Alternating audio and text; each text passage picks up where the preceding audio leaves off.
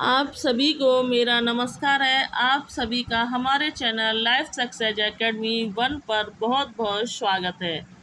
तो आज हम इस क्लास में टीजीटी 2021 के प्रैक्टिस सेट को ही हल करने वाले हैं, जो आपके परीक्षा की दृष्टि से बहुत ही उपयोगी है।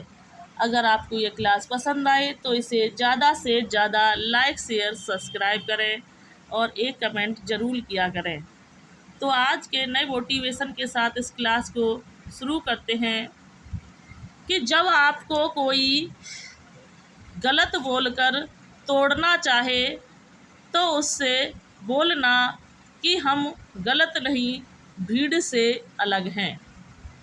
इसलिए अगर आपको आपके लक्ष्य से कोई भटकाना चाहता है या आपको कोई तोड़ना चाहता है तो हमें उतनी ही मजबूती के साथ अपने लक्ष्य की ओर आगे बढ़ना चाहिए, जिससे कि हम उसे गलत साबित कर सकें, या जब हम अपने लक्ष्य को प्राप्त कर लेंगे तो वह हमको तोड़ने क्या चला था वो खुद ही टूट जाएगा। तो देर न करते हुए आज की क्लास को शुरू करते हैं कि कोई व्यक्ति या जिस वस्तु जिससे अलग होती है या दूर हो जाती है, उस आधार में कौन सा कारक प्रयुक्त होता है? संप्रदान, अपादान, संबंध कारक या अधिकरण।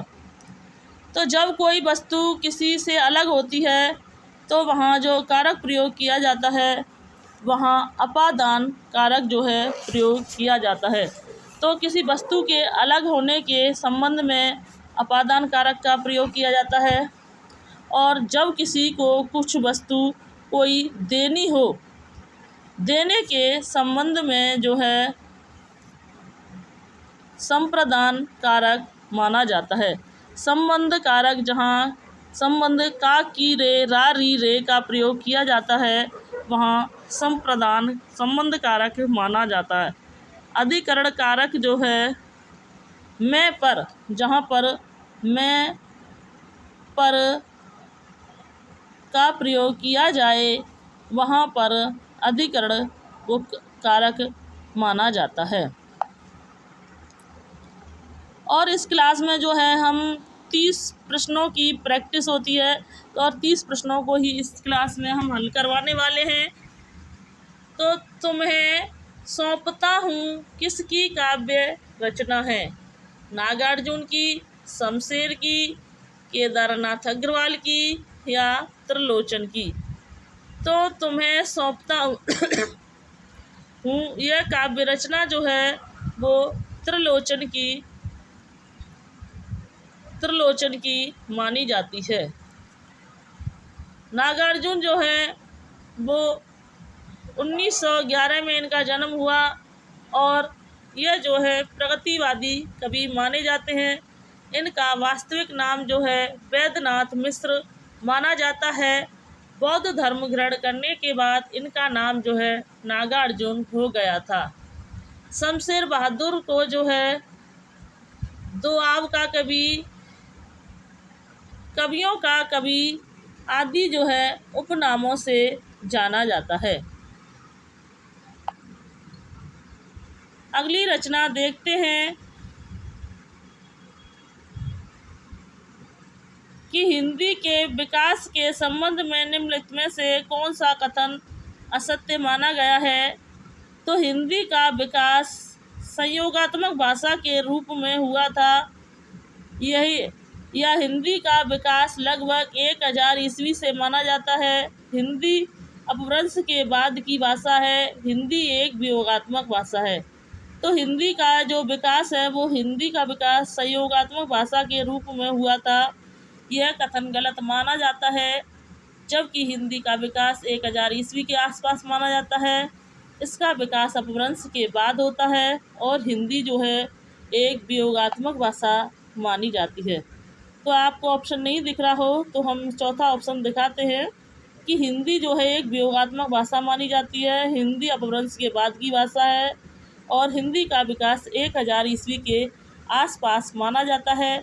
जबकि हिंदी भाषा का विकास संयोगात्मक भाषा से नहीं माना जाता है।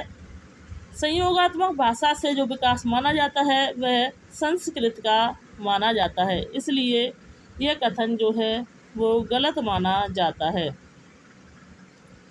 निम्नलिखित में से भारतेंदु हरिश्चंद्र की रचना नहीं है।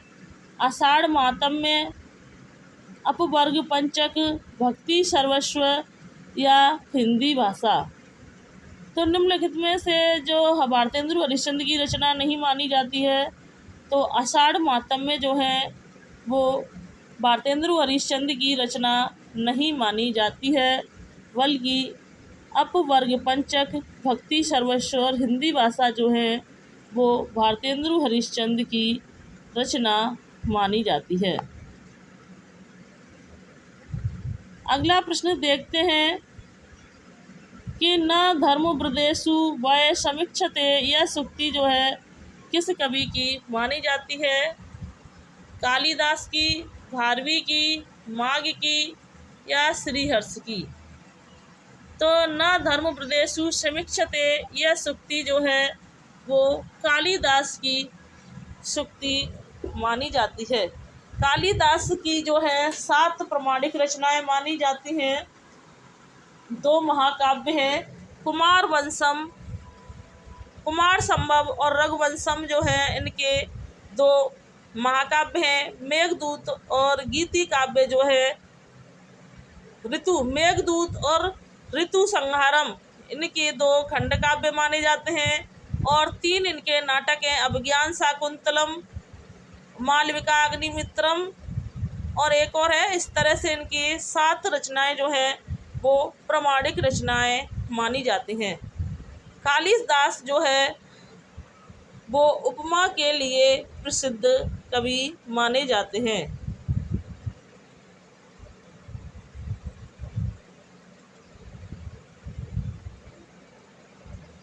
इसलिए कालिदास उपमा के लिए प्रसिद्ध माने जाते हैं, जबकि भारवी जो है वो अर्थ गौरव के लिए भारवी जो है वो अर्थ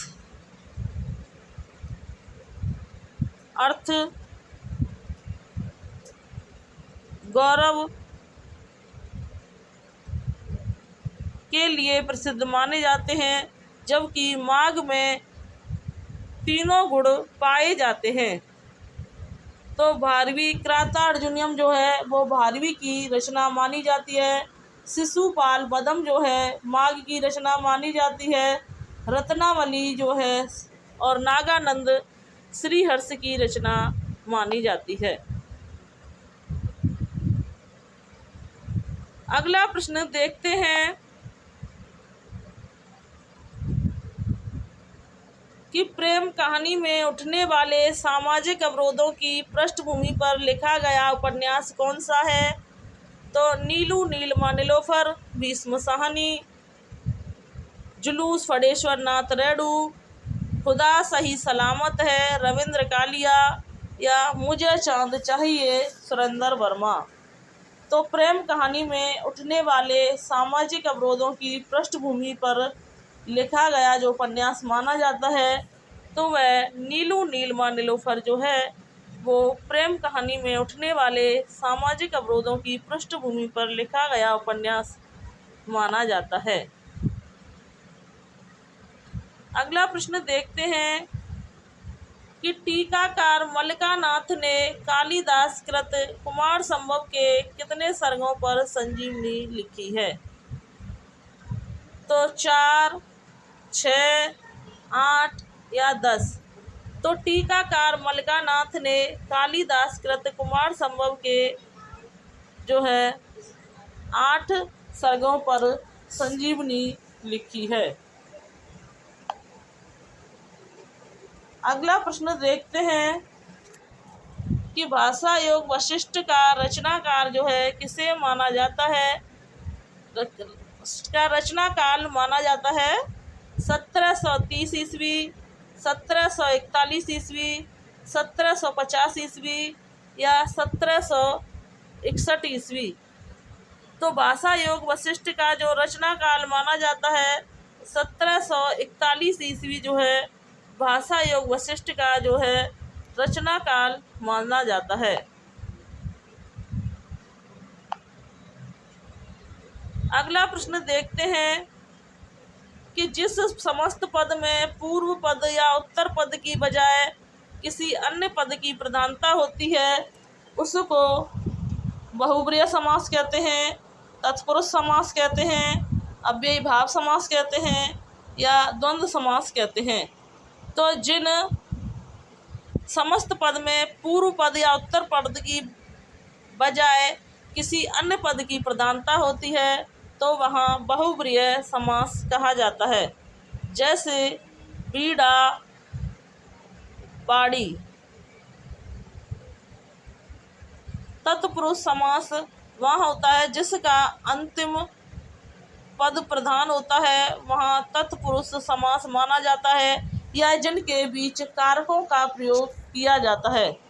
अव्ययी भाव समास वहाँ होता है जहाँ पर पहला पद प्रधान होता है, वहाँ अव्ययी भाव समास माना जाता है और इसको में उपसर्गों का प्रयोग किया जाता है। द्वंद्व समास जहाँ पर दोनों पद प्रधान होते हैं वहाँ पर द्वंद्व समास जो है माना जाता है। अगला प्रश्न देखते हैं कि सनी कज्जल जस जस लगन उपज्यो सुदन सनेहु क्यों ना निरपति हवै भोग वे लही सुदेश सब देहु। बिहारी के उपयुक्त दोहे में किसकी बहुलता कौन सा पक्ष प्रकट होता है? तो वैदिक ज्ञान, राजनीतिक, देशांतरण या ज्योतिष ज्ञान। तो इन पंक्तियों में जो हमें ज्ञान होता है वह ज्योतिष ज्ञान जो है इन पंक्तियों से हमें प्राप्त होता है। अगला प्रश्न देखते हैं कि निम्नलिखित में से एक मार्कंडेय की कहानी नहीं है। महुए का पेड़, रामलीला, पान फूल और हंसा जाए अकेला। तो इनमें से जो मार्कंडेय की कहानी नहीं मानी जाती है तो रामलीला जो है वो मार्कंडेय की कहानी नहीं मानी जाती है, जबकि महुए का पेड़, पान फूल और हंसा जाए अकेला मार्कंडेय की कहानियाँ मानी जाती हैं। अगला प्रश्न देखते हैं कि अंतःकरण की वृत्तियों के चित्र का नाम कविता है। यह काव्य लक्षण किसने प्रस्तुत किया है? रामचंद्र शुक्ल ने, श्याम सुंदर दास ने, महावीर प्रसाद द्विवेदी ने या हजारी प्रसाद द्विवेदी जी ने। तो अंतःकरण की चित्तवृत्तियों का नाम कविता है। यह काव्य लक्षण जो है महावीर प्रसाद द्विवेदी जी ने प्रस्तुत किया है, जबकि रामचंद्र शुक्ल की जनता की चित्तवृत्तियाँ, किसकी? जनता की चित्तवृत्तियों का नाम कविता जो है वो रामचंद्र शुक्ल ने कहा था, लेकिन अंतःकरण की चित्तवृत्तियाँ महावीर प्रसाद द्विवेदी जी ने कहा था। इसमें कन्फ्यूजन हो जाती है कि अंतःकरण की चित्तवृत्तियाँ महावीर प्रसाद द्विवेदी जी की हैं और जनता की चित्तवृत्तियाँ रामचंद्र शुक्ल की कविता है, जबकि रामचंद्र शुक्ल का जन्म 1884 में हुआ था। रामचंद्र शुक्ल जो है एक रसवादी कवि माने जाते हैं। अगला प्रश्न देखते हैं कि कूलम कसा किसका पर्यायवाची शब्द माना जाता है? नौका, नदी, बिजली या रात्रि। तो कूलम कसा जो है वो नदी का पर्याय माना जाता है। तरड़ी, अपगा, निम्नगा, नदी ये सभी जो हैं वो नदी के पर्यायवाची माने जाते हैं, जबकि बिजली, तड़ित, दाड़िम यह बिजली के पर्यायवाची माने जाते हैं। अगला प्रश्न देखते हैं कि जहाँ वक्रता सर्प के चाल में थी, प्रजा में नहीं थी न भोपाल में थी, उपयुक्त पंक्तियाँ किस अलंकार का उदाहरण है? अर्थान्यास, परिसंख्या, विभावना या अभूति। तो जहाँ वक्रता सर्प के चाल में थी, प्रजा में नहीं थी न भोपाल में थी, यहाँ पर परिसंख्या अलंकार माना जाता है कि जहाँ पर कोई सभी जगह दिखाई गई है फिर सभी जगह होते हुए निषेध होकर वो एक ही जगह उसका वर्णन किया जाए तो वहाँ परिसंख्या अलंकार माना जाता है। जबकि विभावना जहाँ साधन के कारण के न होने पर भी कार्य हो रहा है तो वहाँ विभावना अलंकार माना जाता है। जैसे बिनु पन बिनु पग चले सुने बिनु काना, यहाँ जो है विभावना अलंकार माना जाता है। अपुत ही जहाँ उपमेय की श्रेष्ठता और उपमान को निषेध ठहरा जाता है, उपमेय किसे, उपमेय को यहाँ पर उपमान को निषेध और उपमेय की श्रेष्ठता बताई जाती है तो वहाँ अपुति अलंकार माना जाता है। अगला प्रश्न देखते हैं कि ग्लोबल गांव के देवता उपन्यास में सर्वोच्च लोक देवता किसे कहा गया है। तो ग्लोबल गांव के देवता उपन्यास में सर्वोच्च लोक देवता किसे कहा गया है, लंदन, पेरिस, न्यूयॉर्क या दिल्ली। तो ग्लोबल गांव के देवता उपन्यास में सर्वोच्च लोक देवता जो कहा गया है वो न्यूयॉर्क को जो है सर्वोच्च लोक देवता कहा गया है। अगला प्रश्न देखते हैं कि लकार और उसके कालवाचक अर्थ का कौन सा युग्म सही नहीं है। लोट लकार संभाव काल्य, लट लकार वर्तमान काल्य, लट लकार भविष्य काल और लड लकार भूतकाल। तो लकार और उसके काल वाचक अर्थ का युग्म जो सही नहीं माना गया है, लोट लकार जो है वो संभाव काल नहीं जबकि आज्ञा काल माना जाता है। लट लकार वर्तमान काल है, यह सही है। लट लकार भविष्य काल है, यह भी सही है। लड लकार जो है भूतकाल माना जाता है। यह तीनों सही माने गए हैं जबकि लोट लकार संभाव काल्य न होकर आज्ञा काल माना जाता है। अगला प्रश्न देखते हैं कि निम्नलिखित में से तद्भव शब्द नहीं है। राजा, खेत, किसान, दायना। तो इनमें से जो तद्भव शब्द नहीं है, राजा जो है एक तद्भव शब्द नहीं है, यह जो है एक तत्सम शब्द माना गया है। जबकि खेत का तत्सम जो है वो क्षेत्र होता है, किसान का तत्सम जो है वो कृषक होता है, दायना का तत्सम जो है वो दक्षिण होता है।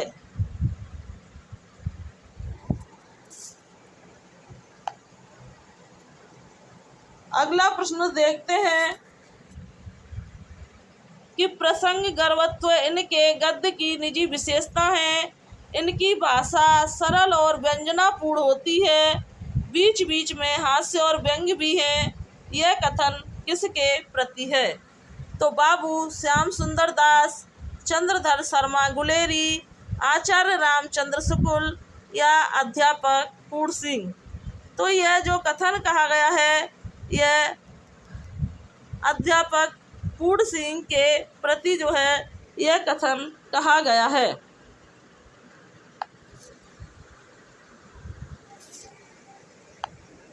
अगला प्रश्न देखते हैं कि निम्नलिखित में महाकाव्य के लक्षणों के विषय में एक कथन है जो गलत माना गया है। वो कौन सा है कि इसमें सभी नाटक संधियाँ होती हैं, इसमें सभी रस प्रधान रस के रूप में होते हैं, यह सर्गों में विभक्त होता है, या इसके आरंभ में देवा आदि को नमस्कार आशीर्वाद या वस्तु निर्देश होता है। तो इनमें से महाकाव्य के जो लक्षण जो गलत माना गया है तो वह नंबर 2 है। गलत माना गया है कि इसमें सभी रस जो है प्रधान रस होते हैं, यह कथन जो है गलत माना गया है। अगला प्रश्न देखते हैं कि गणनावाचक शब्द अयुतम किसके लिए प्रयुक्त होता है। 10 लाख, 1 लाख, 5000 या 10,000। तो अयुतम शब्द जो है वो 10,000 के लिए अयुतम शब्द प्रयुक्त किया जाता है, जबकि 10 लाख के लिए न्यूनतम शब्द का प्रयोग किया जाता है और 10,000 के लिए आयुतम और 10 लाख के लिए न्यूनतम शब्द का प्रयोग किया जाता है। अगला प्रश्न देखते हैं कि चेहरे अनेक किसकी आत्मकथा मानी जाती है? नेमीचंद जैन, धर्मवीर भारती, इलाचंद्र जोशी या उपेंद्र नाथ अश्क। तो चेहरे अनेक जो है किसकी आत्मकथा है?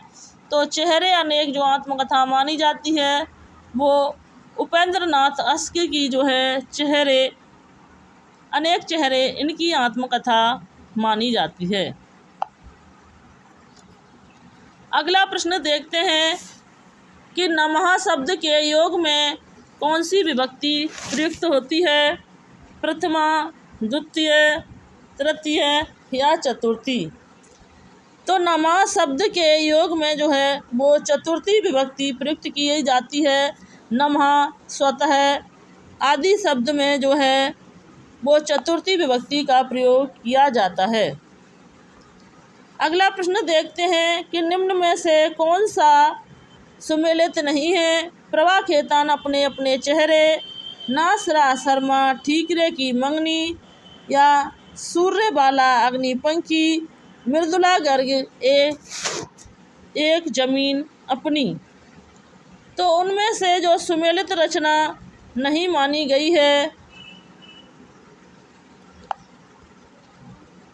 तो मृदुला गर्ग एक जमीन अपनी जो है यहाँ पर सुमेलित रचना नहीं मानी गई है।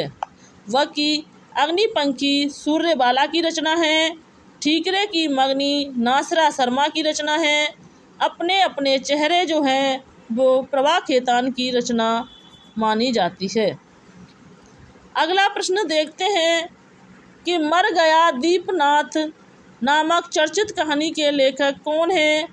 चंद्रकिशोर जायसवाल, रमाकांत श्रीवास्तव, रमणका गुप्ता या सजीव।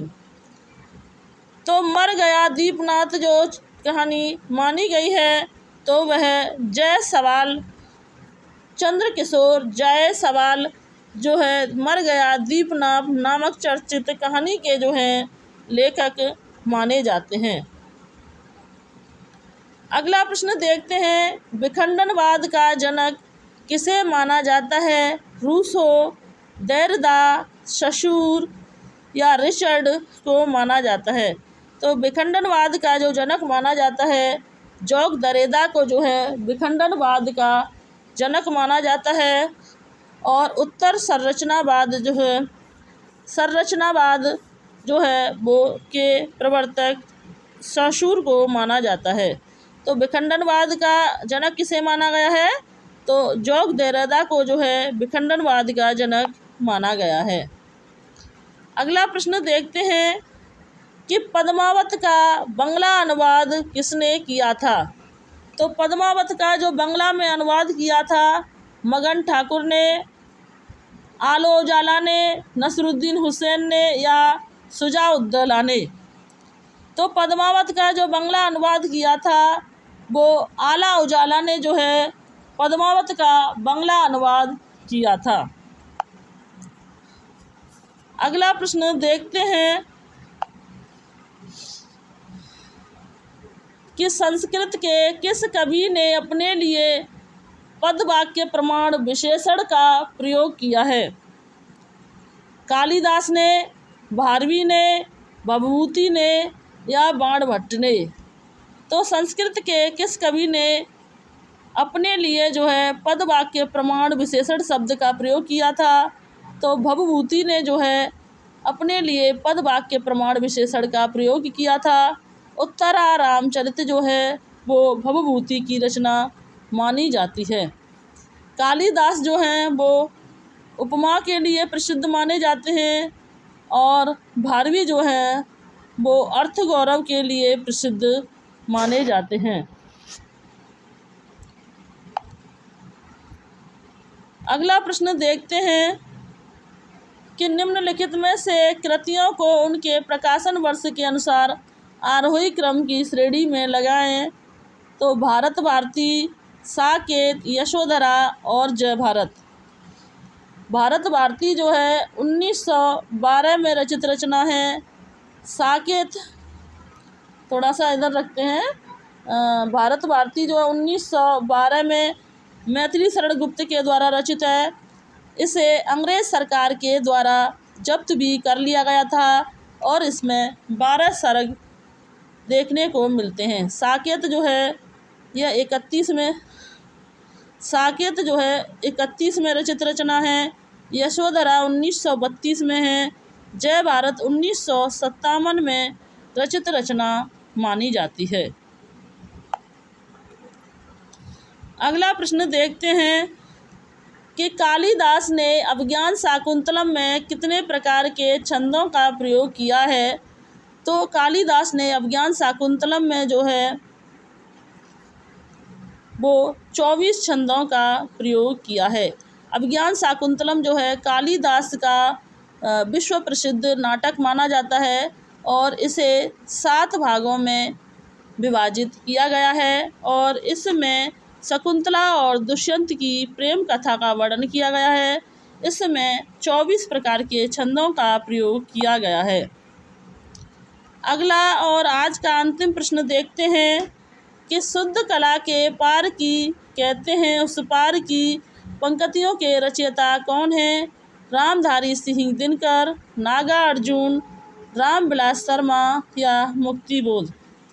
तो शुद्ध कला के पार की कहते हैं उस पार की यह पंक्तियाँ जो हैं रामविलास शर्मा के द्वारा रचित मानी जाती हैं। रामविलास शर्मा का जन्म 1912 ईस्वी में माना जाता है और यह एक मार्क्सवादी कवि माने जाते हैं। नागार्जुन का जन्म 1911 ईस्वी में माना जाता है। रामधारी सिंह दिनकर का जन्म 1908 ईस्वी में माना जाता है।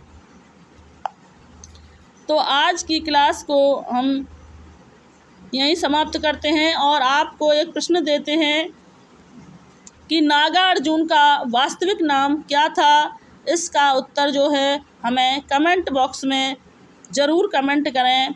तो आज की क्लास को हम यहीं समाप्त करते हैं। अगर आपको हमारी यह वीडियो अच्छी लगी हो तो इसे ज़्यादा से ज़्यादा लाइक, शेयर, सब्सक्राइब करें और हमें एक कमेंट ज़रूर किया करें क्योंकि आपके एक कमेंट से हमें मोटिवेशन मिलता है। तो थैंक्स वॉचिंग दिस वीडियो। जय हिंद, जय भारत। स्वस्थ रहें, मस्त रहें और अपनी तैयारी में निरंतर लगे रहें जिससे कि अपनी एक